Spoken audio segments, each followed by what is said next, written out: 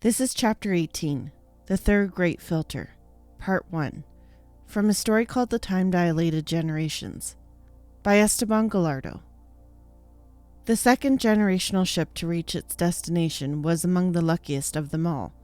Its target was a world in the NGC 7789 star system, deep within the Cassiopeia constellation.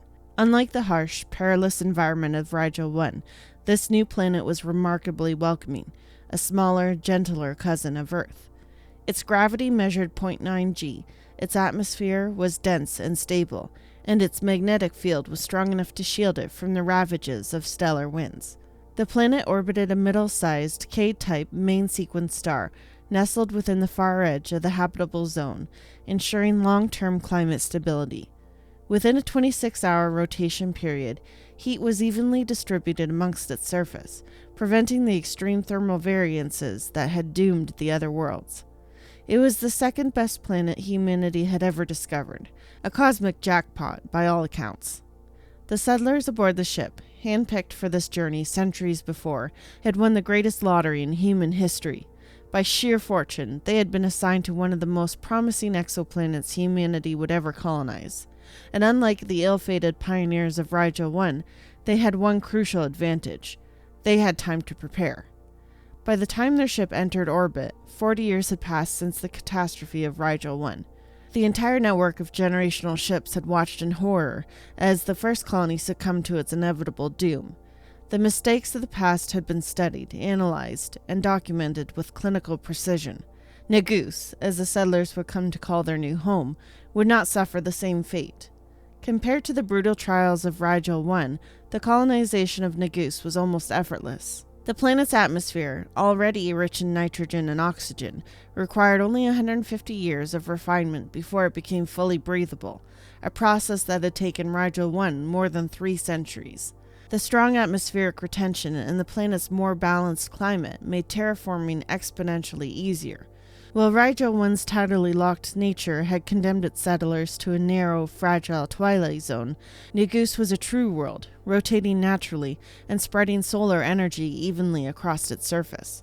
What had taken 500 years to achieve on Rigel 1 was accomplished in half the time on Negus. Humanity had finally found a second Earth. The planet quickly blossomed into a thriving, self-sustaining utopia.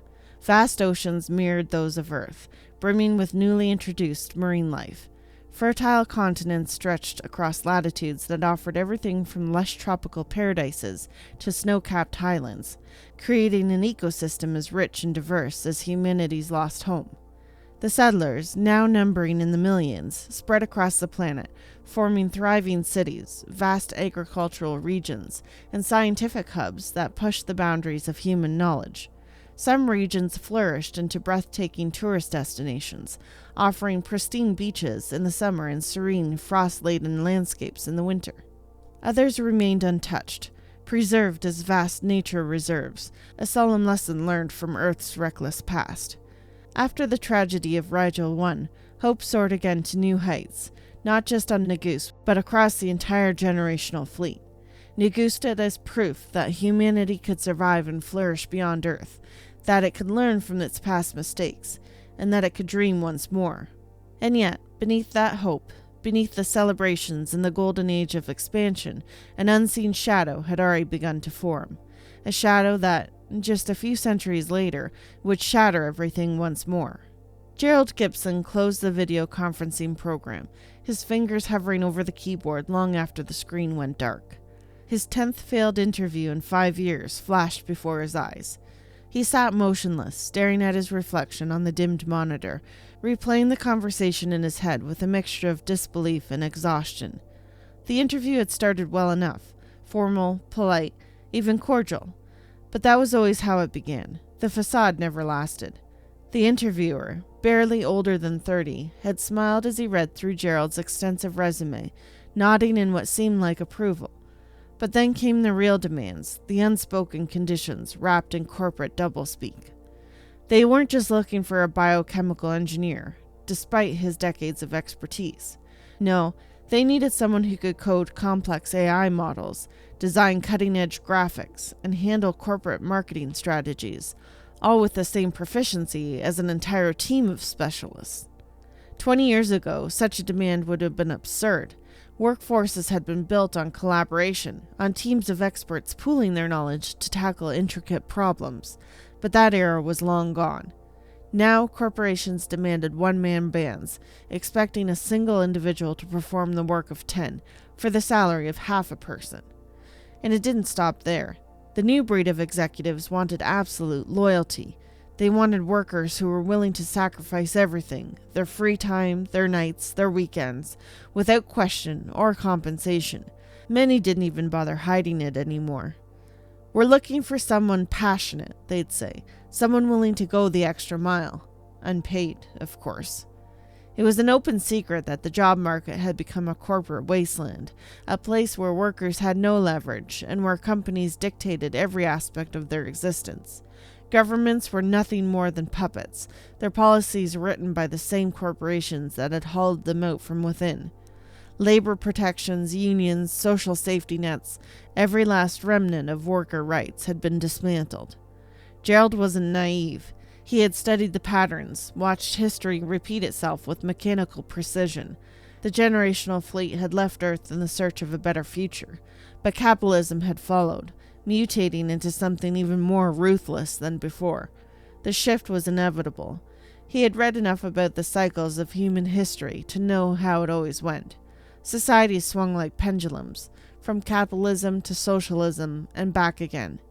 But this iteration of late-stage capitalism was particularly savage.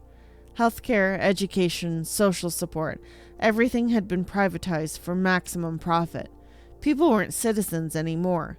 They were assets to be exploited, resources to be drained until they were of no further use.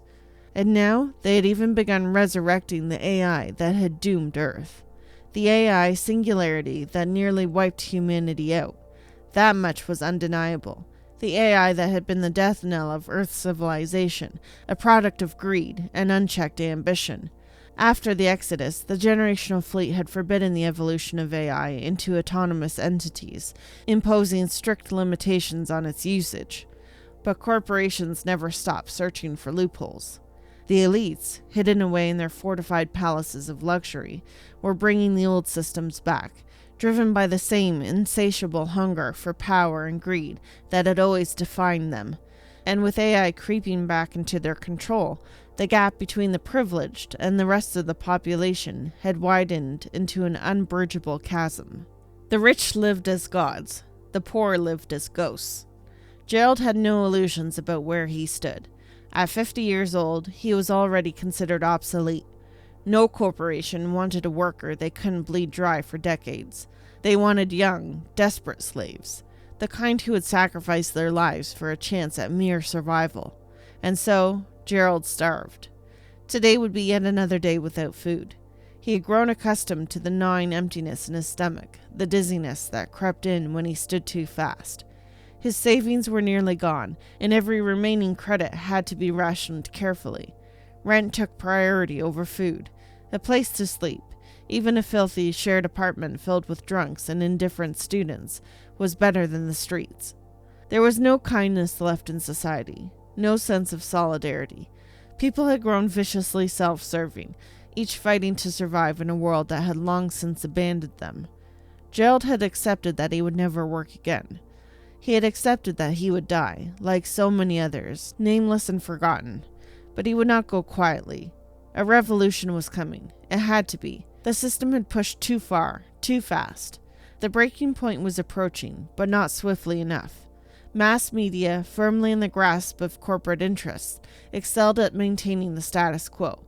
A segment of the population, content with living outside the cities and thriving in an informal economy, was a significant factor in the system's enduring cruelty. These individuals empowered politicians who turned a blind eye to their illicit activities.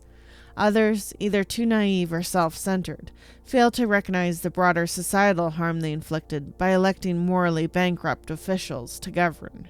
Gerald clenched his fists. Enough. He had wasted years for the inevitable, waiting for the breaking point. No more. It was time to accelerate the revolution, and he knew exactly how to do it. That was Chapter 18, The Third Great Filter, Part 1, from a story called The Time-Dilated Generations, by Esteban Gallardo. Thank you so much for listening, and we'll see you again next time.